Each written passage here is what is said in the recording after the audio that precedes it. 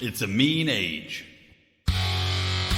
But it is gonna be a beautiful future as long as we don't fuck it up. I'm Brian McWilliams, and this is Mean Age Daydream, where I bring you unfiltered comedy, criticism, philosophy, and politics with a mean age daydream.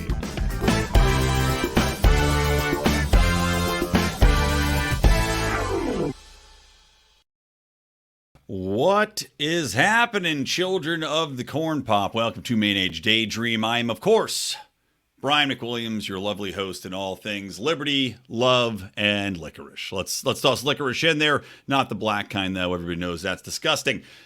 Today's show is going to touch on a few different things. I promised you last episode that I would get into a little bit more of the freedom futurism, envisioning what the future could look like to better things for us. Today, I'm going to be tackling a little bit of a tricky topic in that I'm going to be talking about the trans issue. Now, granted, I'm going to think a little bit more on this, probably add on, but I'm going to share my thoughts on how under anarchism, under a freer/libertarian vision of the future, we could actually make things better for everyone involved here. So I'm going to do that at the end of the show.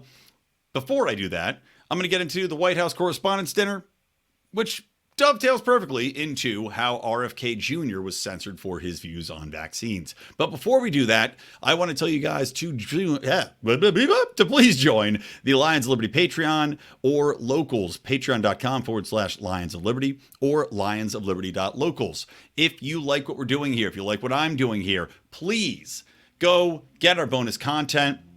I did a fantastic Good Morning Fuckhead rant today, which you are not going to want to miss. It is pure gold, talking about the Biden administration and how they're coming after your refrigeration. And I tweeted about this, but basically, I'm predicting this, and I think it's going to come true.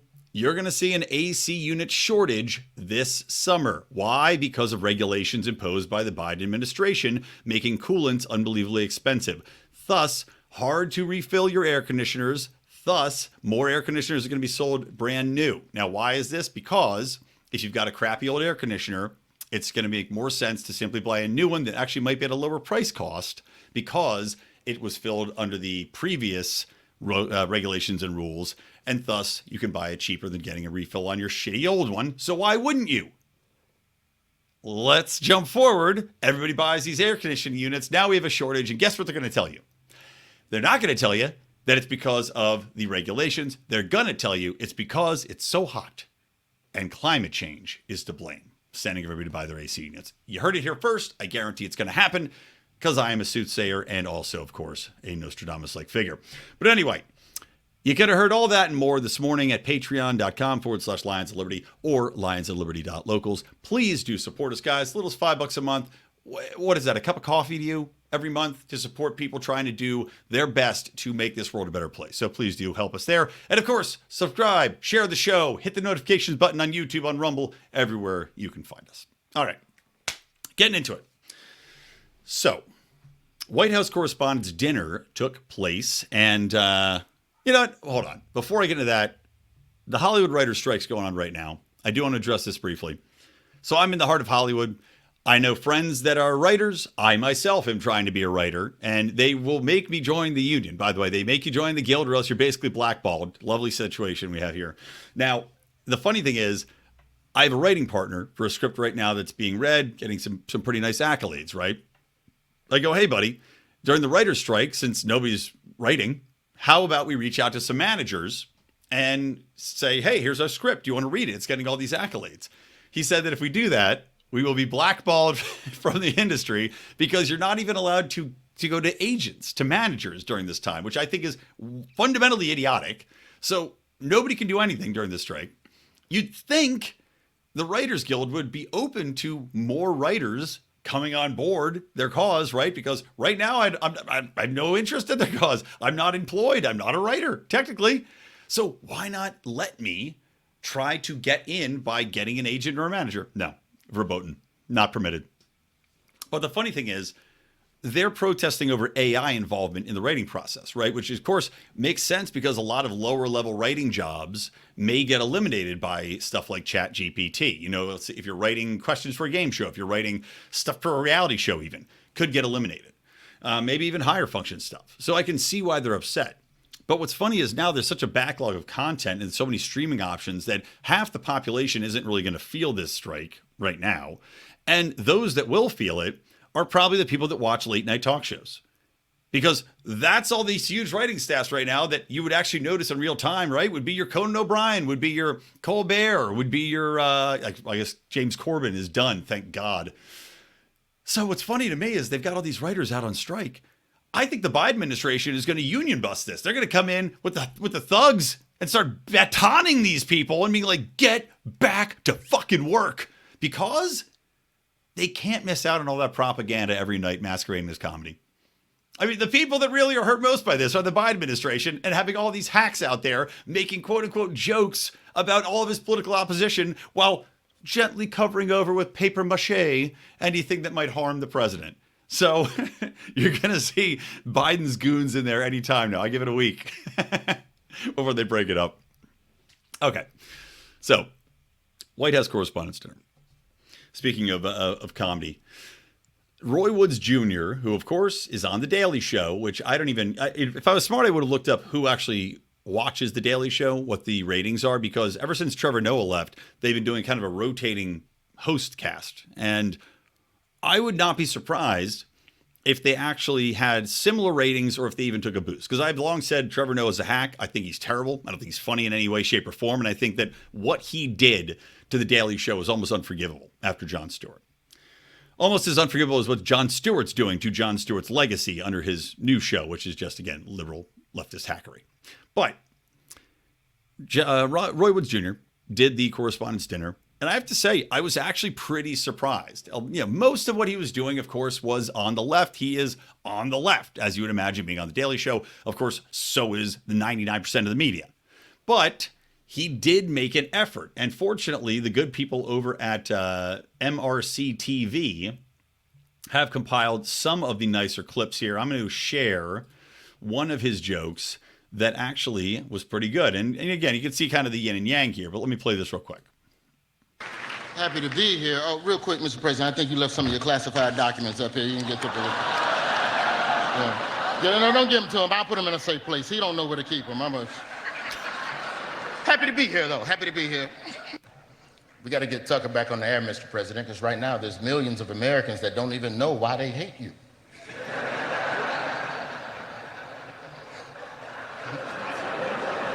Biden looking at his no idea what's happening. I don't know about y'all, but for me, the easiest scandal to follow was the Trump document scandal. That was the one that was easy to follow. It was simple. There's some stuff that's supposed to be in the White House that ain't. And the media, y'all did y'all's job. Y'all jumped on that story. As soon as the Trump document story broke, everybody was down at Mar-a-Lago. We're reporting live from the documents, and we're gonna find them. And then we found out Joe Biden had documents too, and it was like, oh, it's not a big deal. It's not a big deal. Everybody got documents. Everybody got documents. Mike Pence has some documents. Who cares about it? Oh, look, a Chinese spy balloon. Would you look at that? So there you go. I'm just going to play that little clip. There was more. I mean, for the majority of it, he was more or less going after the right. But I give him credit. At least he's making some effort to address the fact that the media is completely biased and pointing that out. I mean, that is blatantly pointing out that the media is completely biased. They're complicit in covering up Joe Biden's mistakes and going after Trump at all times. And of course, he went after Trump too. He's talking about these scandals and how it's, it was like eating a weed brownie. But also to his point, he's talking about how it's eating a weed brownie and feeling like nothing's setting in. All these scandals, right? The Trump arrest. He goes, oh, it's like eating a weed brownie. I'm sitting there and waiting. Do I feel justice? Yes. No, I don't feel justice. But yeah, because there's nothing there. There's nothing there. It's a nothing burger. So good job to Roy Wood Jr. for actually trying to be funny, to trying to toe the line. Twice made fun of Biden in there about the documents. Joked about his age a little bit. He joked about how Biden falls asleep from his naps and then wakes up and gets stuff done. Although hilariously to me, he made a joke how Biden woke up from a nap and got rid of student loan debt, which you got to do your homework, Roy. That's gone. They're resuming all student loan debt payments. That's unconstitutional. You can't do that. But it was nice to see. Now, on the flip side, Joe Biden's comments at the White House Correspondents' Dinner were, I'd say, frankly insulting. Now, number one, he joked himself about how he happily does his press conferences, and then just walks away without taking any questions. This is a repetitive instance. It occurs almost every time he does a press conference. He doesn't answer questions, or if he does, as with the least recent, half scandal showing a LA Times reporter with her face on a card with her predetermined question, which Biden had in his hand and called on her, right? Certainly smacks of media being in the pocket of the White House because they have such a cozy leftist relationship. But he rarely answers questions. And as we're seeing now, when he does, they're custom picked and really dishonest from the White House press corps, because if you're getting your questions pre-vetted, right, then the White House has all the time in the world to prepare for your exact question. And they're also custom picking who answers what, right? What questions do they want to actually address? How is that holding anybody accountable? How is that truth to power? How is that holding anybody's feet to the flame if you actually want to know anything about what's going on in our country? Simplistically, it's not. It's just all you're doing is softballing in propaganda, which is what we're seeing here under this administration and this press corps. Despite all that, of course, Biden goes out there and talks about how important press freedom is. Now, this is right after Joe Biden was on camera crowing about how Tucker Carlson lost his job, joking about it, right? Something that honestly to me seems like it would be beneath the president. It was beneath the president when Trump would do it. It's beneath the president when Biden would do it. I want you to focus on bigger things. I don't need you shitting on news hosts. But at the same time, there seems to be a guy that was pretty vital in exposing a lot of what happened in the government that was pretty underhanded, pretty despicable, that was really at the forefront of what you would consider journalism for quite some time. And yet, I don't remember him being freed at any point in time. And his name is Julian Assange, who's been sitting in a prison, rotting away, being denied his rights for the last, 10 years? More? Yet, assholes like Biden will go up there and talk about how press freedom is so vitally important and has to be supported. But of course, it's only for the press freedom he wants. I didn't see him slap down AOC or issue a statement about her calling to censure Tucker Carlson and talking about how we should deplatform people that she doesn't like. Of course not. Because almost everybody in that room, with very few exceptions, he's even palling around, buddying, joking with Rupert Murdoch in there. With very few exceptions, that room is full of sycophants. That room is full of people who are completely subscribed to the perspective which Joe Biden at least pretends to share.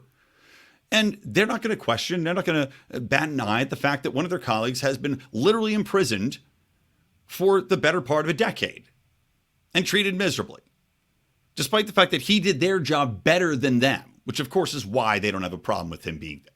They'll call foul over at Khashoggi being killed, right? Not great that he got killed, but then of course you learn more and more about this, and there might be a little bit more there. But at the same time, they don't say shit about Assange. They continue to stay silent about this man. And I find it especially interesting, too, that Joe Biden's talking about press freedoms, as you said, in the midst of AOC out there, and following ABC News, talking to one of his, if not his, without a doubt, as of right now, is his greatest rival in the presidential race, which is Robert Kennedy Jr., RFK Kennedy Jr., who is running, who has declared he's running, and who has been out there making pretty powerful speeches, despite the fact that he's got these vocal cords that have an issue. He's out there made like a 2-hour speech attacking the vaccine establishment, attacking the war establishment, attacking media censorship. ABC just ran it. I'm going to run this clip for you. ABC just ran an interview where they censored him. They censored his speech, responding to a question about how he was being censored and about the vaccines. And they went out of their way. I mean, I don't know why I'm describing it. Why don't I just play it for you? So here's the clip. And this, of course, is mere days, maybe 1.5, 2 days before Joe Biden is up here talking about press freedom and how vitally important it is. One time, once again in the political process. What do you think is the biggest misconception about you? I think the public perception of me is just a bundle of misperceptions. I mean, part of that is just not being vilified for 3 years without any, but much longer than that, but for the last 3 years with total blanket censorship. We should note that during our conversation, Kennedy made false claims about the COVID-19 vaccines. Data shows that the COVID-19 vaccines prevented millions of hospitalizations and deaths from the disease. He also made misleading claims about the relationship between vaccination and autism. Research shows that vaccines and the ingredients used for the vaccines do not cause autism, including multiple studies involving more than 1 million children and major medical associations like the American Academy of Pediatrics and the advocacy group Autism Speaks.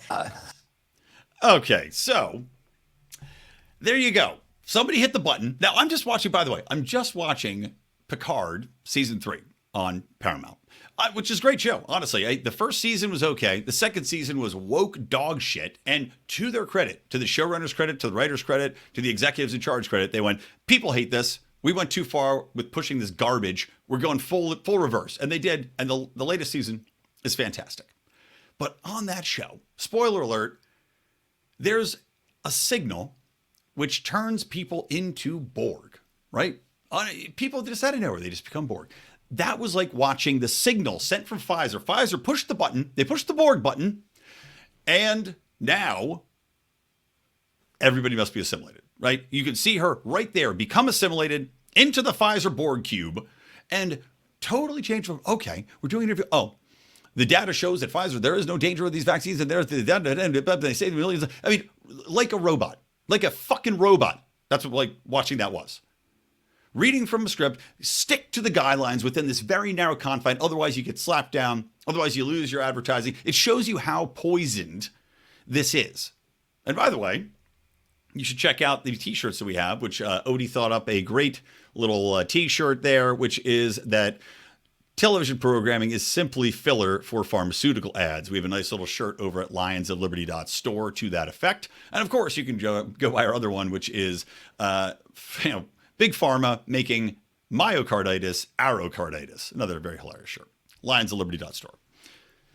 But watching that switch get flipped, the man's talking about misconceptions, and they can't even let him finish. They can't even let him voice what he's talking about without jumping in and saying, we're not going to allow you to see this. We're not going to allow you to think for yourselves. We're not going to allow you to debate or consider any other viewpoints than the one that we are shoving down your fucking throat. This is the press freedom in Biden's America. Now, where does this get handed down from? Well, obviously Pfizer, but obviously it also is coming down from on high from the administration, which is force-fed vaccines down to everybody, mandated people. They only just dropped the federal vaccine mandate, by the way. Forcing people, coercing people, getting people losing their jobs fired, their lives ruined, their children's educations destroyed because of this vaccine, which, by the way, ABC News is full of shit on, saying that it has undoubtedly saved millions of lives. Now, bad data on these vacations, right? We'll try to see if YouTube pulls us down. Bad data leading to bad conclusions does not equal good conclusions, right? It doesn't equal, it does these A plus B squared equals C squared type of deal. But if A squared is terrible data, then the entire equation falls apart. And that's what we're seeing here. For her to go out there and just cut the man off in this Orwellian dictatorial fashion without letting it play out, without even letting it finish before they come in there. Now, I could understand if they let the rest play out and they say, by the way, we'd like to add on that ABC News cannot support these statements, but we wanted to have you hear them. That's one thing, fine. If you want to add in a little addendum saying that you don't condone what he said or you don't agree with it and have factual discrepancies, fine. That's not what they did there. That was clear censorship. And now you have to wonder, okay, moving forward in his campaign or any other campaign that challenges vaccine mandates, vaccine efficacy, whether or not we should have been force-fed these things, are they going to suddenly cut the feed? In a live debate, are they going to cut the feed from fucking RFK if he decides to talk about this thing when he's going after Joe Biden? How Joe Biden, as I said, poisoned half the people in America? Or are they going to let it play out? And will other stations take this guide and be like, okay, well, we have to do the same thing now? I mean, this is sickening to watch. And the guy has the gall. Biden's got the gall. And these people all have the gall to get together and pat each other on the back because they're so brave as journalists. Fuck you. Now, let's also, by the way, talk about the fact that they acknowledged how many of their brethren had fallen during this White House Correspondents Dinner. Talking about how BuzzFeed, done, gone. Vice, basically done and gone, right? And this is on top of many, many others. Now, for me, working in public relations, that does suck because you know what? My job's getting harder by the day. As I said before, it's funny. John Ziegler has been on the show many times on the network, not my show. He has a podcast called The Death of Journalism. And I talk about this often with my colleagues, how journalism is dying. Trying to get people to cover legitimate news stories is unbelievably difficult. They're lazy. They don't want to talk about it. They don't want to cover it. The news staffs have been cut down. And it's basically, instead of talking about real news, now it's just bullshit. Bullshit sells. You're seeing the market response to some of this stuff because BuzzFeed was one of the main purveyors of worthless, meaningless, lefty bullshit. Horrible content, clickbait content. So I'm glad to see them go. BuzzFeed never did me any favors because I'm actually pitching real news. So goodbye, BuzzFeed. Vice. Vice used to be one of the greatest gonzo-style publications. They did articles that were comedy. They did articles that were really interesting, diving into fascinating topics you wouldn't think about, written in a very intriguing, interesting, kind of unique way. Quasi-journalism, quasi-commentary. But you know what it wasn't? It wasn't this dogmatic ultra-left activist positioning, which they adopted. Now, of course, Gavin McInnes helped to create Vice. Yes, the same Gavin McInnes that now is associated with the Proud Boys. But he apparently was the only one there that had a sense of humor or could rein in the leftist terrorism that has now taken over Vice, because that publication became unreadable in every way. It became a propaganda outlet for the extreme left and their viewpoints. And guess what? They're going tits up. They used to be valued at something like $6 billion. Think about that. $6 billion for what started as a free publication given out in California, which is where I first 20 years ago encountered it. Had a subscription to it. They used to send you CDs with music on there, various bands from, I guess, either regionally or locally. It was great. Turned into complete trash. Bye-bye, Vice. See you later. I will not miss you. But these people will sit around and celebrate their solidarity, let's say, in perspective. They'll tell each other that they are speaking the truth. They'll tell each other, as CNN famously said, an apple's an apple, when the rest of us can see the emperor has no clothes.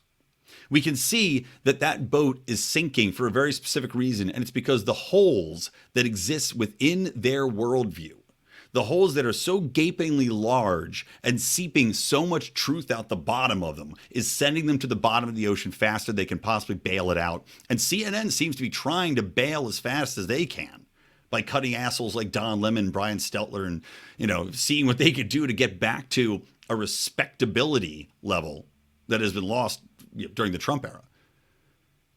The majority of these people don't see that. They don't understand what they're doing, and that's why it will continue to bleed. And that's why people will continue to gain followers on podcasts and Substack and Twitter, where people can actually find real truth.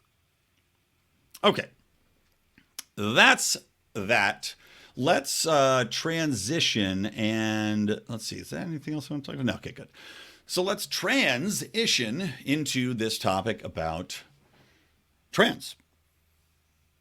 And in truth, it ties in a little bit to what I was talking about the media and how they view things, right? So I was thinking about this, how under the mean age daydream, right, of an anarchistic future, a free future, one that is free from the vast majority of government regulation, free voluntary societies, etc. I said, okay, well, how can things be better for trans? And you know what? It came back to a lot of my thinking revolved around three things. Number one is the chilling effect of government perspectives on healthcare in regards to the trans issue.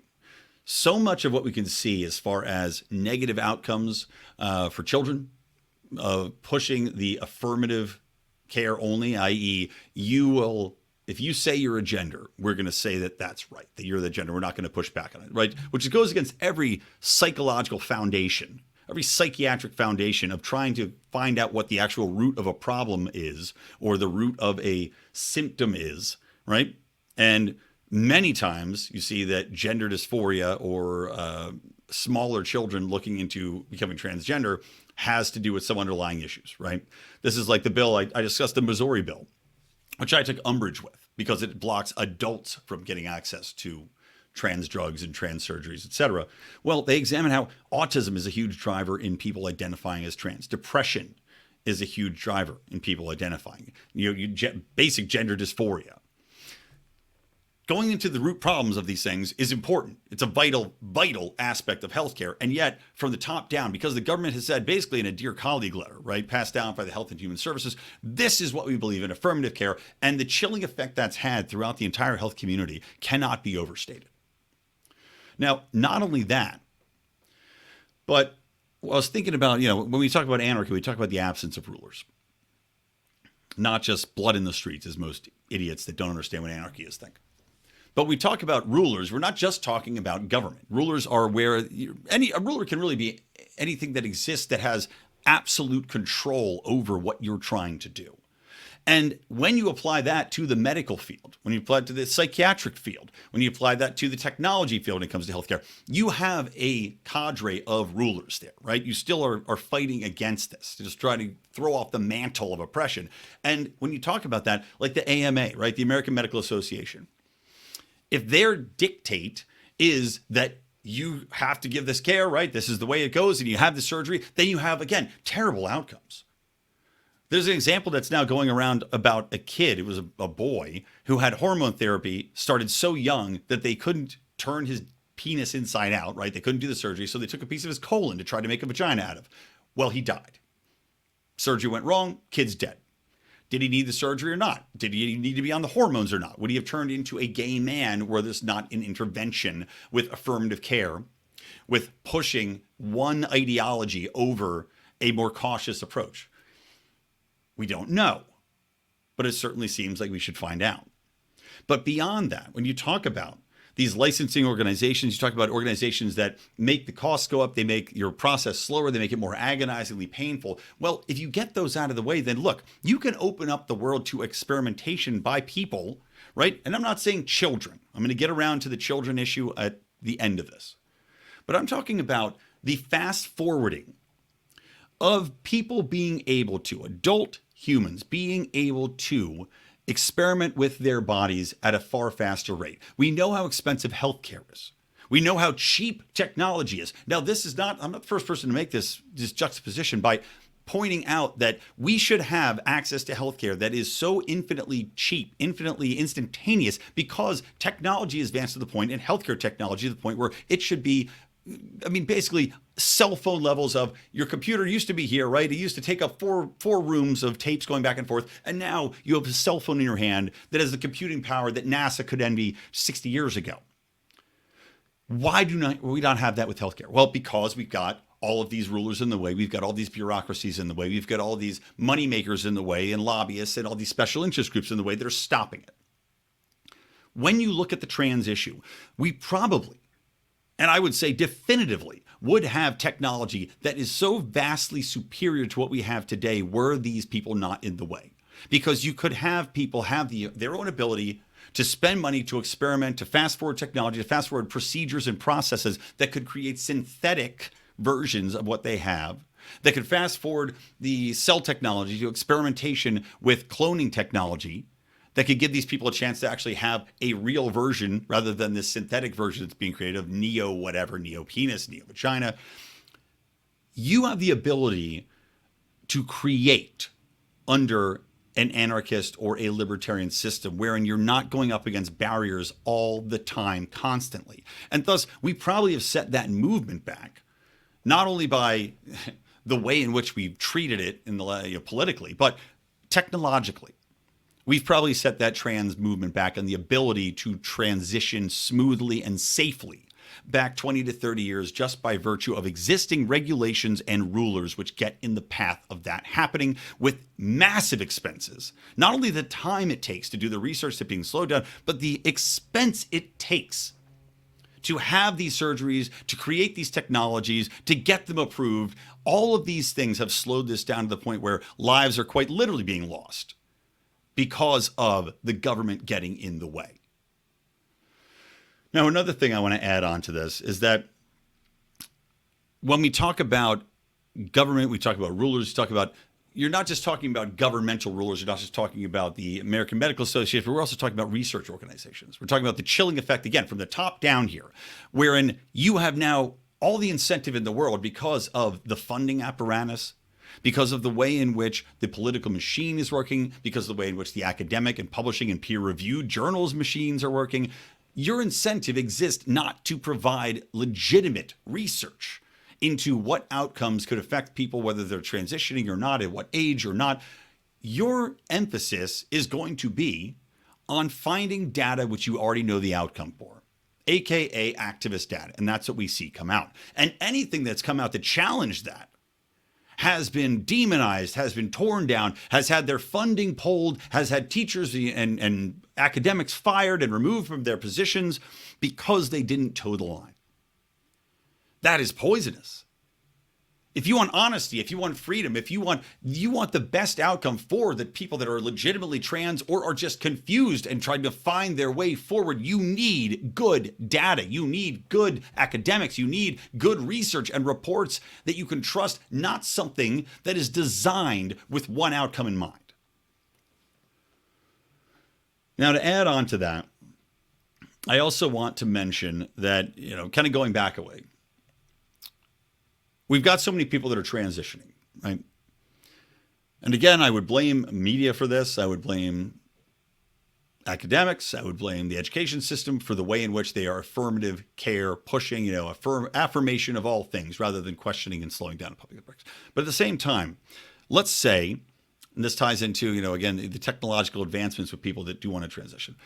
Let's say we've got the advancements of AR, VR technology, artificial intelligence, all tied into one. Now, if you are a person right now that's looking to transition, or confused or curious about transitioning, some of these things may be that you legitimately feel you have to be in that body. Some of these things may simply be that you like to cross dress because you have a sexual fetish. With AR, you could put on a pair of goggles, you could walk around, and through augmented reality, especially with the technological advances of artificial intelligence and creating video in real time, you could look and feel as though you are a woman, right? You put on your glasses, now you're a woman. You look and feel as though you are. You can walk around and experience your life as though you're getting a taste, right? That's one aspect. With virtual reality, you've got your goggles. We have advancements in the way in which virtual reality interacts with the human body. You've got suits that are already in development, which have pressure. You have suits that you can walk around in. They have the balls. You can have this technology advance to the point where you don't need to have that surgery to feel like a woman. You simply immerse yourself within an avatar environment. You can immerse yourself within a technological world, a second skin, and live life as though you were a woman. Now, if you want to go even farther with this, where you actually might have a robotic avatar to go out with, let's say, we've got the life-looking dolls, right, of men and women. I don't think we're that far off from the point, and you see this in Japan already, where they've got human-style, what do you call them? Not cyborgs, but I don't know, automatons. There's a word for it. I just can't think of it right now. But you've got robots that already they're putting human skin on and making them look lifelike, and they have expressions. Now, if that technology is allowed to proceed as is, why, instead of forcing people into these transitions, why don't we give them that option of living life through this virtual reality apparatus in which they can go through life looking, feeling like a woman, right? Whether that's virtual, whether that's through an avatar. Point being, you can experience that life without having to completely undo your genetic makeup and try to reassert, re-Frankenstein yourself into a new gender. It seems to me that so often they are jumping the gun with this in every possible way. Now, this doesn't necessarily tie into why a free future, an anarchistic future is so much better. Technology at this rate is probably going to proceed about as fast as it is now. AI is going to speed that up if it doesn't destroy us all. But it will speed up that research. It will speed up that virtual creation of technology, of environment, of feeling, the sense of your mind, and again, this is where transhumanism ties into transgenderism so often, but in a transhumanistic sense, if you're willing to cut off your dick and turn it into a vagina, you're probably going to be okay with putting an interactive chip in your head that can connect directly to a sensory apparatus that ties you to the internet or ties you to a bodysuit. And guess what? One of those things is probably going to be far less expensive, far less painful, far less traumatic, and also probably can be reversed fairly easily, whereas the other cannot. And the other, well, I mean, putting a chip in your brain at this point probably would kill you, but let's say in a few years, one of them is probably less likely to kill you. So just wanted to add that aspect in as well. And on top of that, too, we already have existing virtual reality therapy. Now, this exists. I know clients have had that are using it for different conflict resolution issues with kids that have, they're in the justice system, trying to stop them from getting angry or teaching them how to go through different phases, right? If you have virtual reality therapy that exists already, why are we not using it for people that have these body dysmorphia issues or this, gender issues or confusion? Why not, as I said, put them in a scenario wherein they are a virtual woman and let them play around in it? Do you feel more comfortable? Do you feel less comfortable? Do you feel happier? Do you feel sadder? Because more often than not, I think you're going to find that these people realize that's not the secret to why they're unhappy. And right now, all we're doing is pushing people that are unhappy or claim they're unhappy because they're a boy or they're a girl. We're just pushing them to ruin their lives. Not all the time, okay? Not all the time. But I think you're going to see that more often than not, that's going to be the outcome. And we're seeing a generation of kids now that are starting to realize what they've been sold. So why not try this therapy instead? But because we're competing against this top-down, monolithic dictate from the government, which has been adopted by the media, academia, and the healthcare industry. Under an anarchistic society, you don't have that. Okay, so let's get around to the nitty-gritty of this, the tricky part, which is, of course, you'd say, well, Brian, okay, if you've got an anarchistic society, if you don't have a top-down rulership that is protecting children, what's to stop people from starting communities where they just make everybody transgender? We've already got existing communities where people that are transgender say, hey, we're going to bring your kids. California is a sanctuary city for transgenders, a sanctuary state for transgenders. These places, number one, already exist, but, what's to stop more of them from happening? What's to stop cities from, from springing up where this is what is done? A kid shows up there and they're instantaneously transgendered. Right? What's to stop that? Well, I think that all comes back around to the question which exists in libertarianism or anarchism, which is always, where are your moral values at, right? And there's the non-aggression principle, do no harm unless someone's doing harm to you. But there also exists the secondary question of what is your responsibility, if any, to stop a violent act if you see it. One of the old instances is always, if you see your neighbor beating the shit out of his wife on the porch, is it your obligation to go over there?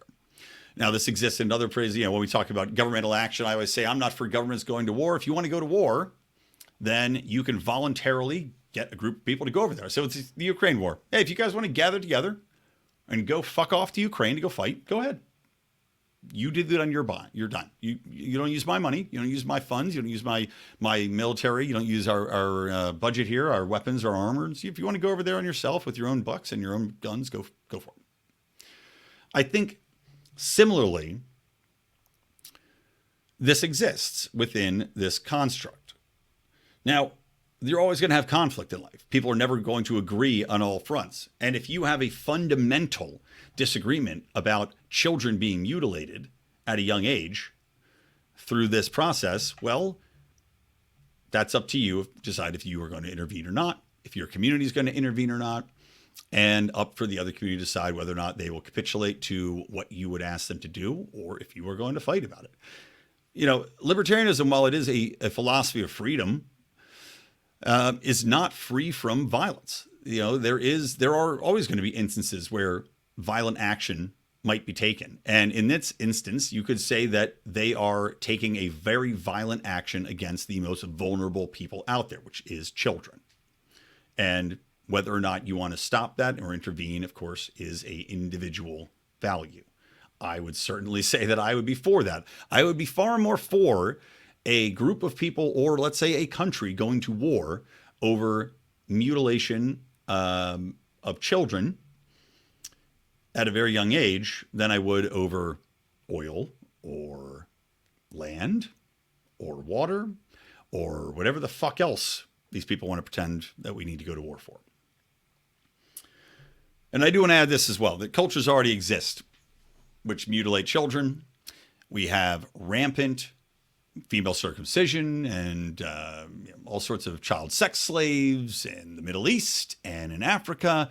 And we've got governments that exist already that don't do anything about it. And I'm not advocating that we necessarily go to war. Like I said, I'd rather go to war over that than many of these other things, but I wouldn't advocate going to war over that. But to make the point, it's not as though things are just fine right now. So, again, under the vision of anarchism, I think things would be better for the reasons stated. I think that it opens up people to have greater options with less coercion, technological and health advancements that would make this process far easier, far more safe, far more seamless, far more affordable. And with that comes an advancement in people's ability to make a decision that might not be as dire as what we have right now.